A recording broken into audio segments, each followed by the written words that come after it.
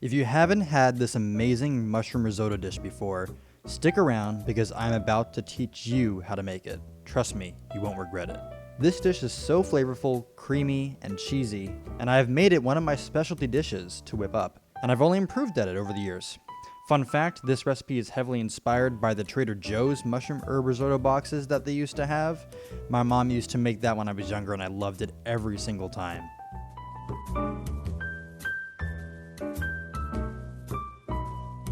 For the ingredients for this recipe, there are two things to keep in mind. One, this risotto recipe makes about 5 to 6 servings, so keep that in mind. And two, some of the ingredients I'm using are store brand just because of budgeting. So for the ingredients you're going to need arborio rice. This is a short grain rice that is always used for risottos. Chicken broth, about one of these size boxes should do. Milk, I'm using 2% milk, and you'll need about half a cup for this recipe. Olive oil, any type of olive oil should be fine. 1 shallot, and we are going to dice that up on a cutting board.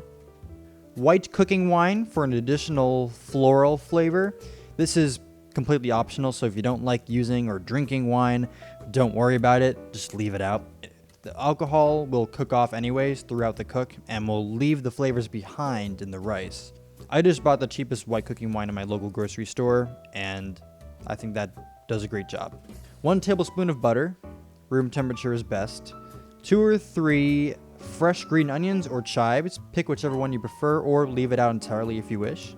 Grated parmesan cheese, either grated by yourself or bought that way, doesn't matter. Salt and pepper for spices, and for your mushrooms. Our best options are Portabello, Cremini, and white mushrooms. You can use any of these or a combination of 2 or 3 of them. All of them are great.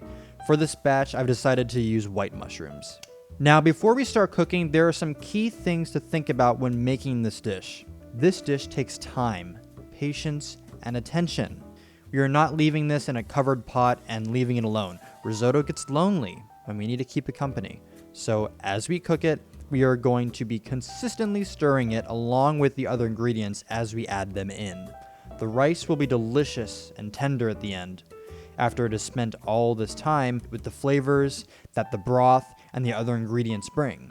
While we're doing that, we are paying attention to the consistency of the rice so that we end up with a lovely creamy texture that makes this dish so amazing. So be patient. While this is a relatively easy process, it is not fast. You can't rush it. Hello everyone, this is Chef Drew. You're not going to hear my voice as nicely as you've been hearing because I don't have a lavalier mic, but I'm going to try and run this without the fan. This is a pretty mild, not really anything's burning or anything, so hopefully we'll be okay. Hopefully no smoke alarms go off. If you're following along, enjoy the process with me. So starting off, we're going to cook the mushrooms. Alright, so first thing we're going to do is we're going to heat up 2 of these, 2 tablespoons of olive oil into this saucepan here for about a minute. Get it all nice and covered on all sides. So just leave that for about a minute. Now we're going to add in our mushrooms here. So just slowly add those into there. Do not miss the pan like I did. That's why I said do it slowly. Unlike what I did, don't do what I did. This will take a few minutes. Just mix these together, and cook them for until they're soft-ish. This will just take a few minutes. If you want to set a timer, you can. Up to you. I'm just watching the clock here on the stove. So you're starting to hear a little bit of a sizzle here, and they're starting to get a little bit of color. That's a good sign. That means you're pretty close. Again, you don't want to cook them too much because we're going to add them into the rice later toward the end, so they're going to heat up in the rice as well. So this is looking good, and it is smelling lovely as well. Alright, that's just about done. I'm going to turn off the heat for a second. I'm going to remove them and put them in a separate bowl and set this aside for now. And include any liquid from the mushrooms because it's tasty. So here they are. I'm just going to set these aside. Now for the rice. Using the same pot or pan, we're going to heat up an additional 1 tablespoon of olive oil here. Again, this is going to be about medium-high heat. I'd say maybe more toward the medium side now. We're going to heat that for about 60 seconds. we're gonna put in our diced shallot here. And we're gonna cook this for another 60 seconds. I'm using a spoon now, by the way. I prefer wooden spoons when I'm making this dish. It just makes me feel good, I don't know. Something about it. You could also use garlic here instead if you don't like shallots. I just prefer the aroma and the flavor that shallot brings here in this dish, so I'm using shallot for this. All right, after a minute of that, we're gonna add our arborio rice.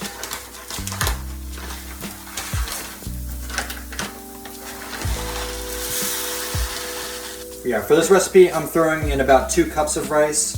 You're just gonna move the rice around for about 2 minutes so you can coat the grains of rice in the oil and mix them with the shallots. After about 2 minutes, pour in the white wine if you're using it. Use half a cup.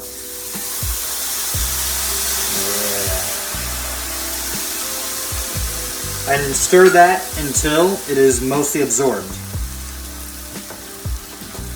Then add in a cup of the chicken broth and stir that until that is absorbed. If you're starting to see a pattern here, you've got it. A lot of slow stirring involved in this cooking process. Next, we're going to add in our half a cup of milk. This will help make the rice extra creamy and lovely. Lovely. Okay, we are good with the ingredients for a bit. Now all we're going to do is gradually stir this rice with the liquids to bring all of these flavors together and into the rice. Once the liquids are absorbed, we will add another half a cup of broth, and we will keep doing this until the rice reaches our desired texture. We want the rice to be tender, but slightly firm. So just keep adding the broth, half a cup at a time.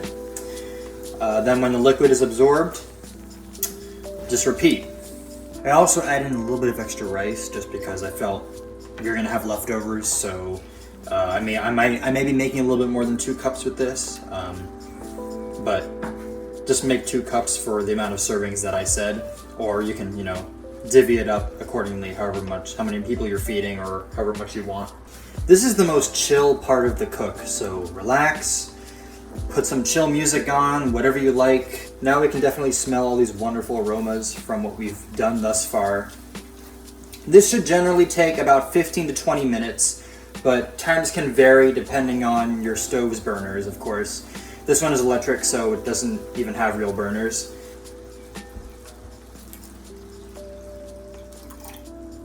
Yes. Just doing a little bit of cleaning here.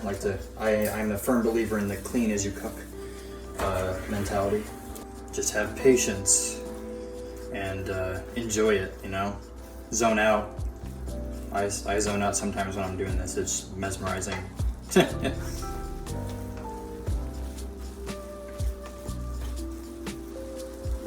More broth.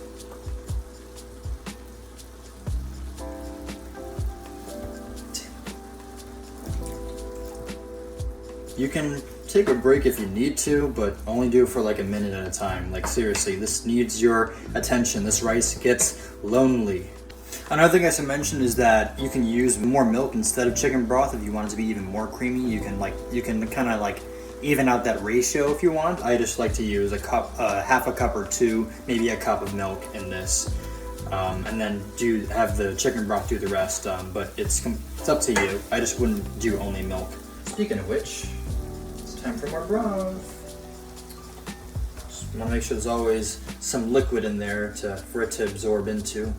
As you can see, we're starting to get more toward the consistency we want. The rice is getting thicker, and it's starting to absorb the liquids a little bit quicker each time. And it's looking a lot fluffier as well, which just looks so good. We're using our senses, right? We're smelling the flavors. We're also feeling with the spoon. We're feeling the consistency, how much give the rice is having. Now it's starting to be a little bit heavier to stir. You can definitely tell, there's definitely another great telling factor of that you're getting towards that consistency you want. All right, no matter what, after about 15 minutes, and I had a timer set for that, we are going to sprinkle in some Parmesan cheese and mix that in. And still add more broth if you need to, if it's not the consistency, if it's all absorbed, which mine almost is, it's almost ready for another cup of the broth. We'll do that. But yeah, we're just gonna do this for after you put the cheese in, just let this cook for a few more minutes. It should be almost there. After a few minutes, we are going to add our one tablespoon of butter. Make sure it's about room temperature so that it melts in quickly. After the butter, we're going to go in with another round of Parmesan cheese. How much cheese you use is up to you and how much you like cheese. There we go. At this point, our rice should be almost where it should be in terms of texture, or it may already be there. Make sure to do a couple of taste tests to make sure it's not too hard or too chewy. I'm going to do a little taste here. Perfect. If the rice is to your liking, we're going to put in the rest of the ingredients for a final mixing. So, add in your mushrooms and your green onions. Or chives if you chose chives. Jesus. In addition, season the rice with some salt and pepper. Kind of like the cheese, like I'm just eyeballing it.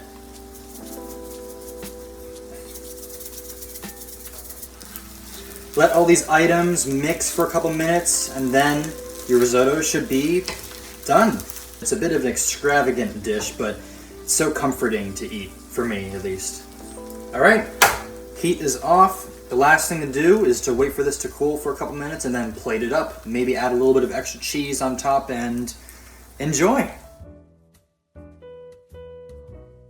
This mushroom risotto is among my favorite dishes to make, and it has been for a long time now. It works great as a main course or as a side dish. It's so creamy and it's so delicious. If you followed along and made this dish, please let me know how it turned out and what you think of it in the comments below. Thank you all for watching and take care. Bye-bye.